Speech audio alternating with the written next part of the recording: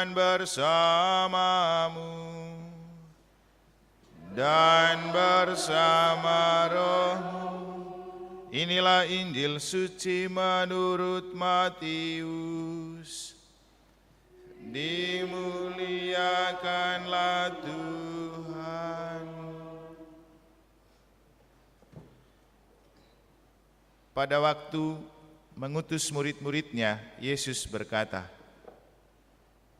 "Waspadalah terhadap semua orang, sebab ada yang akan menyerahkan kamu kepada majelis agama, dan mereka akan menyesah kamu di rumah ibadatnya.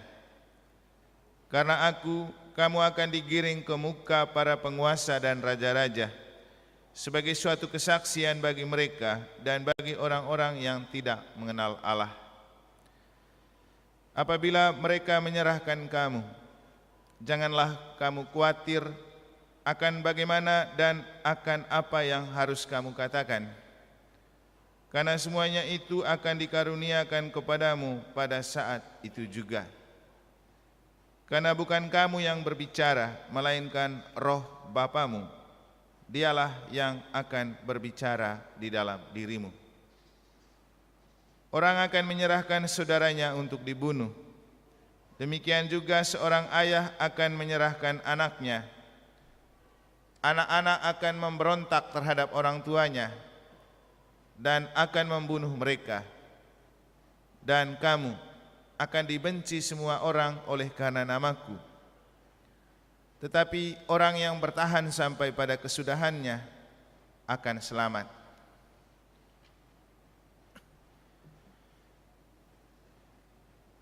Demikianlah sabda Tuhan. Terpujilah Kristus.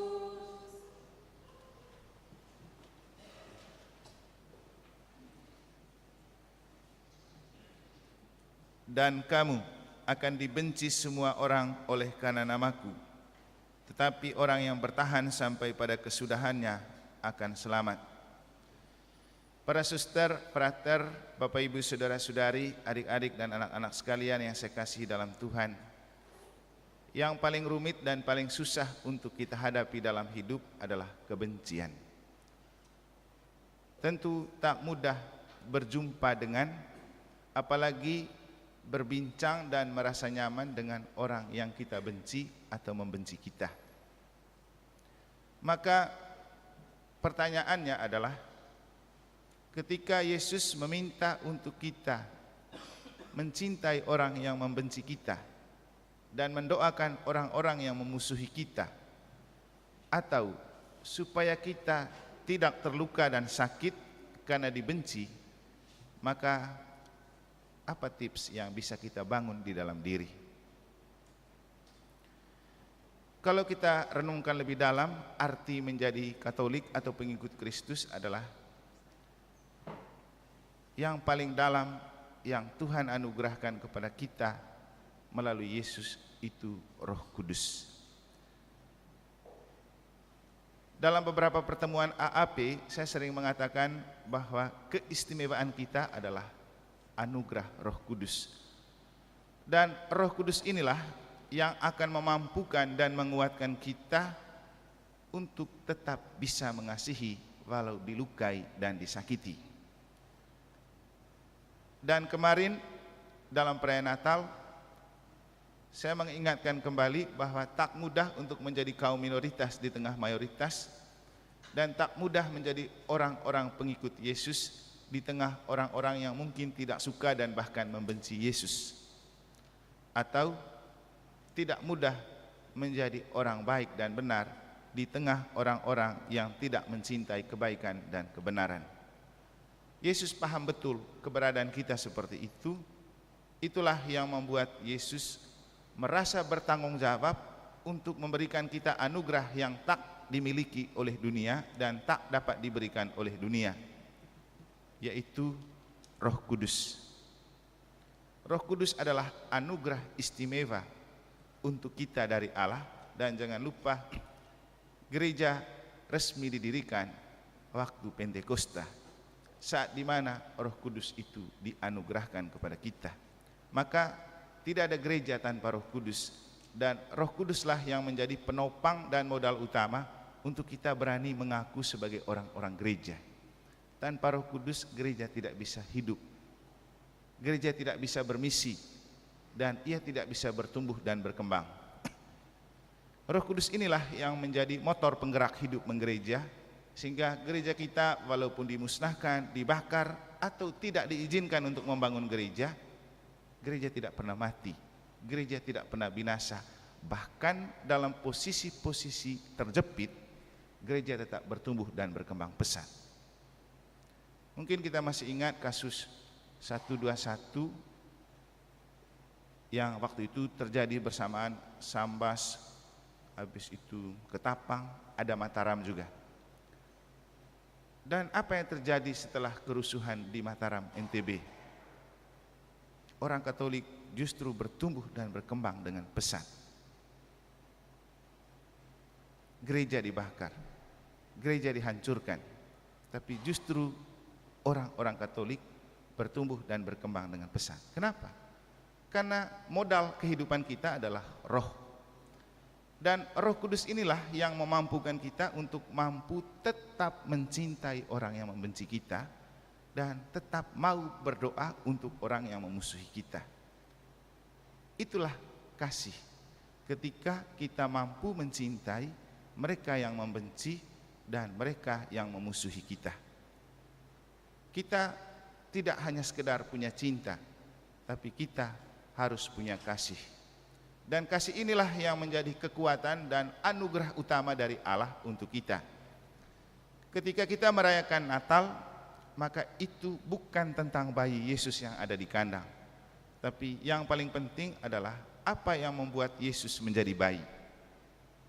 Ini mungkin menjadi sebuah refleksi menarik untuk kita untuk memaknai Natal.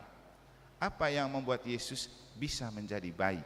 Bukan soal bayi Yesus yang bisa lahir sebagai manusia.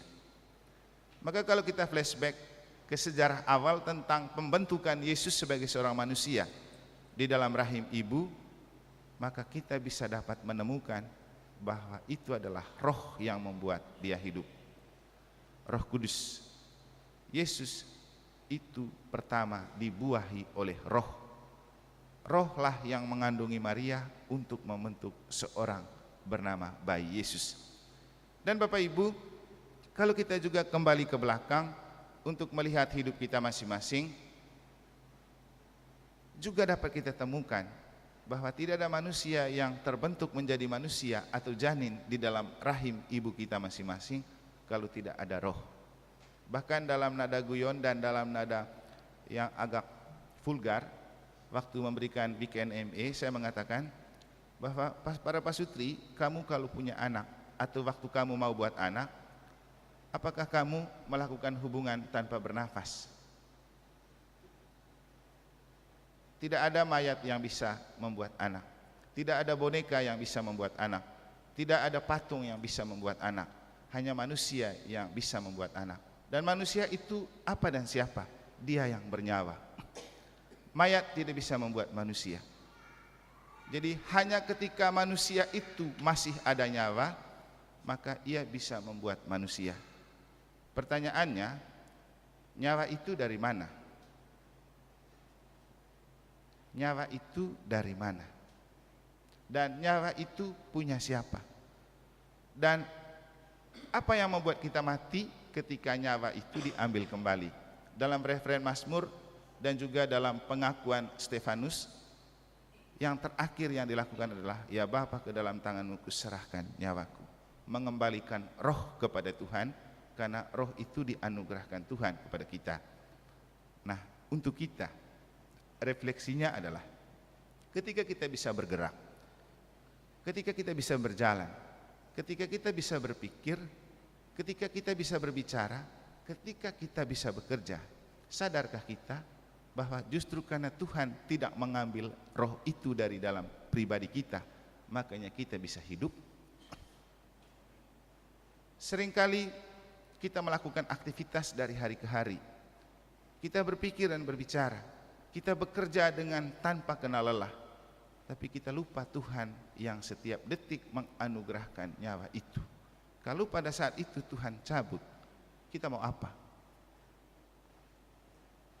Dan inilah yang dimaksudkan oleh kitab suci ketika dalam Injil Yesus berbicara tentang roh, pentingnya hidup oleh roh. Dan roh itu bukan hanya membuat kita bisa bernafas.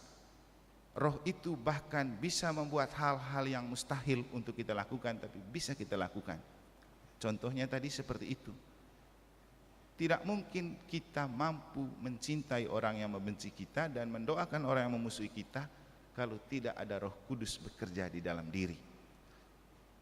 Hanya ketika ada Roh Kudus kita mampu untuk melakukan itu, karena Roh Kudus menganugerahkan kasih, sukacita, damai sejahtera, pengampunan, dan beberapa buah-buah lain dari Roh Kudus.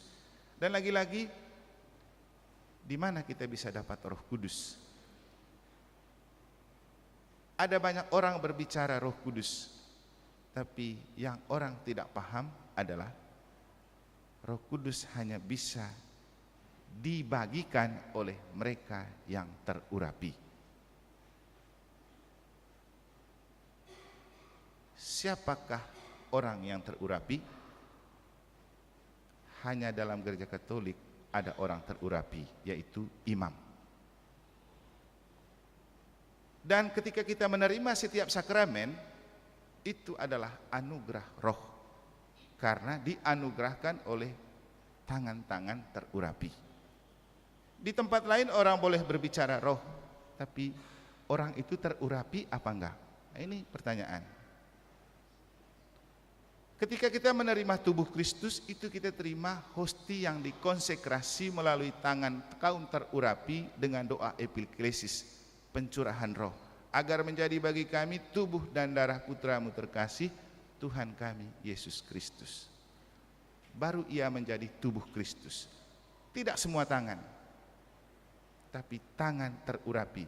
Dan imam waktu ditabiskan digosok semua tangannya pakai minyak, simbol dianugerahkan Roh Kudus.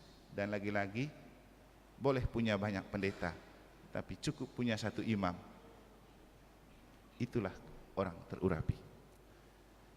Contoh lain, ketika kita menerima penitensi, pengampunan atas dosa dalam sakramen tobat, semua orang boleh menganggap diri suci dan kudus dan penuh Roh Kudus, tapi kalau dia tidak terurapi, dia tidak punya kuasa untuk melepaskan orang dari dosa. Hanya imam. Atau juga ketika kita berbicara tentang sakramen orang sakit, itu kan minyak yang diurapi. Orang bisa mengurapi minyak apa saja, tapi apakah itu diurapi oleh kaum terurap? Siapa yang bisa sembarang beri minyak suci? Boleh punya banyak minyak wangi yang mahal, tapi hanya ada satu minyak suci, itu hanya bisa diberikan oleh kaum terurap, karena memang pribadinya terurapi oleh roh. Bapak Ibu, kalau ikut acara tabisan, Anda bisa melihat sebuah ritus tabisan, bagaimana roh itu dicurahkan kepada orang yang akan ditabiskan. Tidak mudah. Makanya kemudian kenapa untuk menjadi imam itu tidaklah mudah. Walaupun kita kadang terlalu mudah menjatuhkan imam, tapi perjuangannya susah. Ini ada frater 2 orang, baru mereka tingkat 1-2, tidak mudah. Belum lagi sampai ke tingkat 6, oh ngeri. Karena memang orang itu harus dipersiapkan, nanti dia menjadi kaum terurapi. Yang mungkin ingin saya katakan bahwa itu urapan khusus, tapi kita semua sudah terurapi juga ketika kita menerima sakramen baptis. Makanya juga ada perbedaan yang sangat mendalam antara baptisan Katolik dan baptisan Kristen. Kita ada pengurapan roh. Kalau teman-teman Protestan, cebur saja kau di kolam yang besar. Kita boleh cuma air setetes saja, itu tidak terlalu, ini itu simbolik. Tapi pengurapan roh, itulah Roh Kudus. Makanya Yohanes bilang apa? Aku membaptis kamu dengan air, tapi dia yang datang setelah aku akan membaptis kamu dengan air dan roh. Itulah gereja Katolik. Roh tercurah melalui mereka yang terurapi. Makanya saya bilang kita beruntung jadi orang Katolik karena kita selalu dianugerahkan Roh Kudus.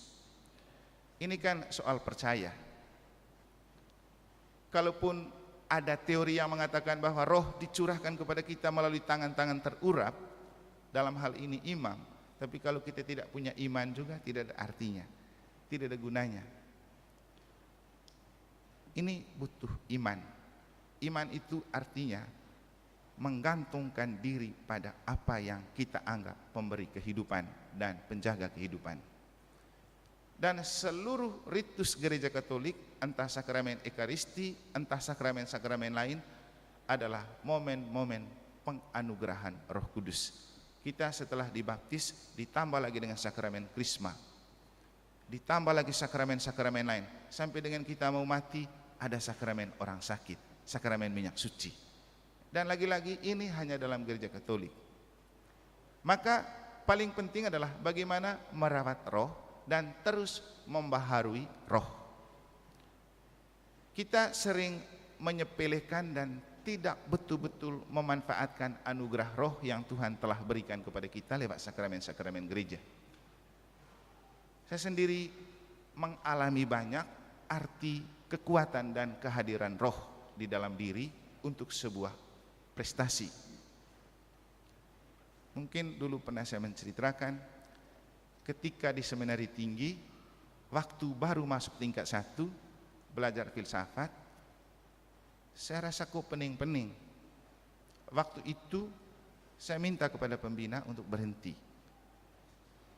karena saya rasa belajarnya berat sekali, dan bukan karena berat tapi entah karena apa rasanya pening terus. Lalu saya pergi ke pembina dan minta untuk berhenti. Apa katanya? Kamu berdoa dulu, jangan cepat-cepat minta berhenti baru masuk juga. Terus saya berdoa, novena, saya coba bertahan. Dan setiap kali sebelum ujian, kita kan punya setumpuk diktat yang harus diuji.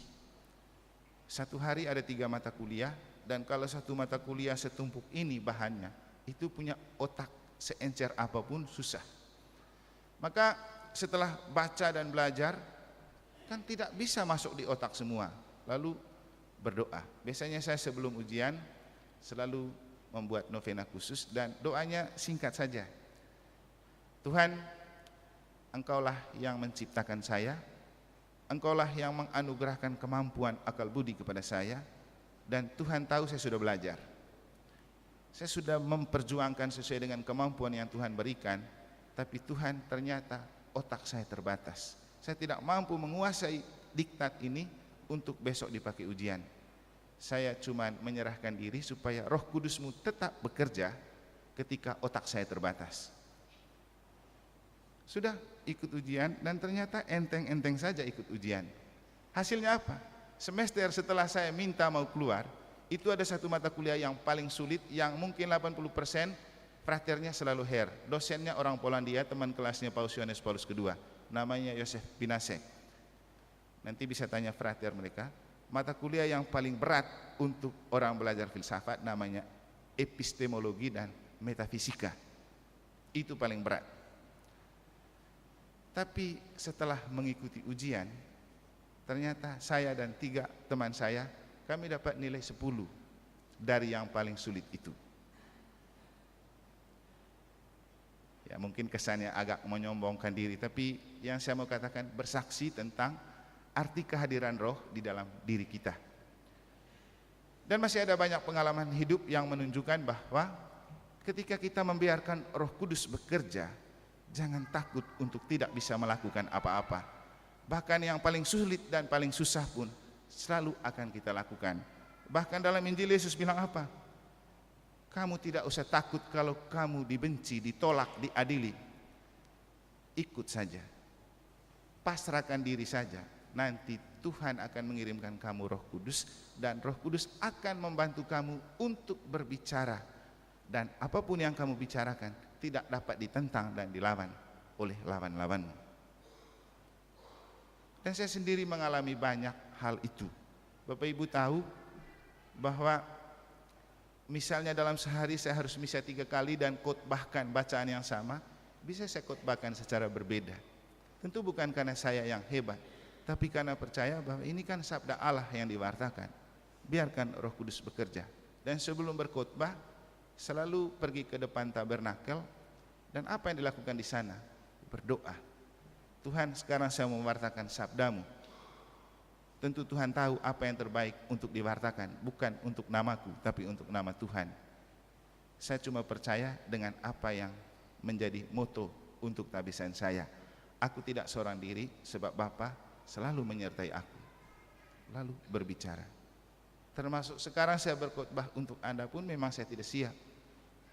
Cukup baca kitab suci, sambil kita beraktivitas membayangkan isi kitab suci, mencoba mencarinya dalam hidup, coba memaknai dengan pengalaman hidup kita, lalu biarkan Tuhan bekerja. Dan saya pikir ini bukan hanya untuk imam saja, untuk kita yang sudah dianugerahi Roh Kudus. Kita semua sudah dibaptis, kita ada Roh Kudus, kita semua sudah krisma. Di dalam sakramen-sakramen dan ekaristi kita telah terima Roh Kudus. Mari pakai roh itu untuk hidup. Natal paling penting bukan soal bayi Yesus yang ada di kandang, tapi roh yang membuat Yesus menjadi seorang manusia yang lahir ke dunia. Dan roh itulah yang perlu kita timba untuk lahir kembali Yesus di dalam jiwa kita, untuk membaharui kembali hati dan pikiran kita. Kalau Roh Kudus kita biarkan terus menggerakkan dan mencerahkan hati dan pikiran kita, tidak usah takut. Ada kepenatan, tetap bisa diatasi.